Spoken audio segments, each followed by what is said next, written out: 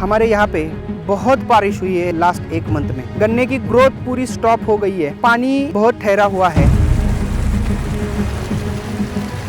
बहुत जगह पे गन्ना पीला पड़ गया है। किसान को क्या खबरदारी बरतनी चाहिए कि जो गन्ना फिर से खड़ा होके अच्छी तरह से उसको ग्रीनरी आएगी और फिर से ग्रोथ स्टार्ट होगी। किसान भाइयों नमस्कार, न्यूज़ पोटली के प्लेटफॉर्म पे आप सभी किसान भाइयों का स्वागत है। मैं डॉक्टर अंकुश तोरमुले महाराष्ट्र सांगली से बिलोंग करता हूँ। अभी आपने न्यूज़ में भी देखा होगा, हमारे यहाँ पे बहुत बारिश हुई है लास्ट एक मंथ में।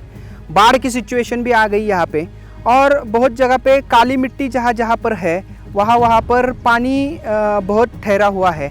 गन्ने की ग्रोथ पूरी स्टॉप हो गई है और बहुत जगह पे गन्ना पीला पड़ गया है। तो इस दौर में किसान को क्या खबरदारी बरतनी चाहिए और क्या मेजर्स करने चाहिए कि जो गन्ना फिर से खड़ा होके अच्छी तरह से उसको ग्रीनरी आएगी और फिर से ग्रोथ स्टार्ट होगी। एक बात क्या होती है, देखिए गन्ना जितना ऊपर बढ़ता है उतना ही नीचे बढ़ता है, जैसे कि उसकी रूट सिस्टम पूरी डेवलपिंग स्टेज में रहती है। जब पानी बहुत ज़्यादा होता है तो मिट्टी में ऑक्सीजन की मात्रा कम हो जाती है एक बात, और रूट की डेवलपमेंट भी स्टॉप हो जाती है। इसकी वजह से ऊपर जो न्यूट्रिएंट का अपटेक होने वाला है वो पूरी तरह से स्टॉप हो जाता है और हमारे गन्ने पे न्यूट्रिएंट की डिफिशियंसी दिखने को मिलती है। ज़्यादा जहाँ पे पानी रहता है वहाँ पे आपको फॉस्फोरस की डिफिशियंसी बहुत प्रोमिनेंट दिखाई देगी। वहाँ पे गन्ने की जो पत्ती है वो वॉयलेट कलर की हो जाती है और वहाँ पे फोटोसिंथेसिस की एक्टिविटी स्टॉप हो जाती है। इस टाइम हमें क्या करना है, उस गन्ने को 12-61-0 जो सोल्यूबल फर्टिलाइज़र आता है उसका 3 kg पर एकड़ ऐसा डोज देना है, और 1 महीने के आगे का आपका गन्ना हो तो 5 kg पर एकड़ ये ऐसा डोज उसको देना है। आप ये ड्रेंचिंग करोगे तो ये पूरी डिफिशियंसी निकल के जाएगी। ज़मीन में एक अच्छी तरह से ड्रेनेज सिस्टम होनी चाहिए।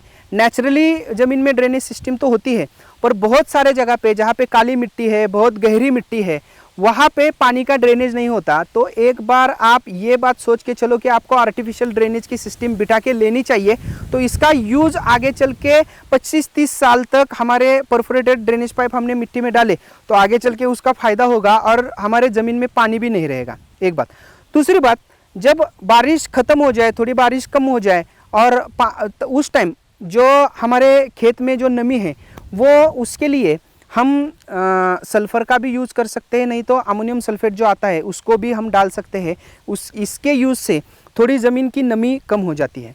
एक बात, जब हम बारिश गिर रही है, खेत में पानी बहुत ज़्यादा भर रहा है, तो उस टाइम एक बात हमें ध्यान में रखनी चाहिए कि ये पूरा पानी खेत के बाहर निकालने का कोई आप इंतज़ाम करें तो वो अच्छा रहेगा आपके खेती के लिए। आगे चल के मिट्टी में पानी नहीं ठहरेगा और उसका फ़ायदा हमारे क्रॉप को होगा।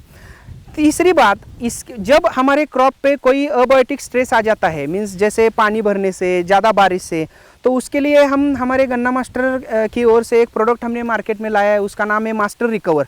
तो ये मास्टर रिकवर का आप स्प्रे लोगे तो उसका स्प्रे करने के बाद प्लांट में फोटोसिंथेसिस एक्टिविटी अच्छी तरह से स्टार्ट हो जाती है, पत्ती की चौड़ाई बहुत अच्छे से बढ़ जाती है, ग्रीनरी अच्छे आ जाती है। तो ये सब होके प्लांट की पूरी सिस्टम जो है वो निखारने का काम ये प्रोडक्ट करता है। तो इसका यूज़ आप ज़रूर कीजिए। जहाँ पे भी गन्ने की पत्तियाँ आपको पीली दिखाई दे रही है, पानी की मात्रा बहुत ज़्यादा हो गई है, वहाँ पे आप ये काम कर सकते हो। आपने खाद का डोज दिया नहीं है गन्ने को, तो जब ज़मीन में हमारे वापसा सिचुएशन आ जाए तो रासायनिक खाद का डोज दीजिए और सल्फ़र बेस्ड जो मिक्स फर्टिलाइज़र आते हैं उसका आप वहाँ पे यूज़ कीजिए। ये सभी चीज़ें आप करोगे तो आपके खेतों में जहाँ पे भी पानी की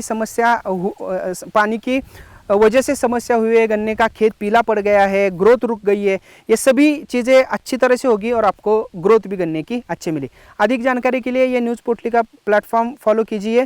तब तक के लिए शुक्रिया, धन्यवाद।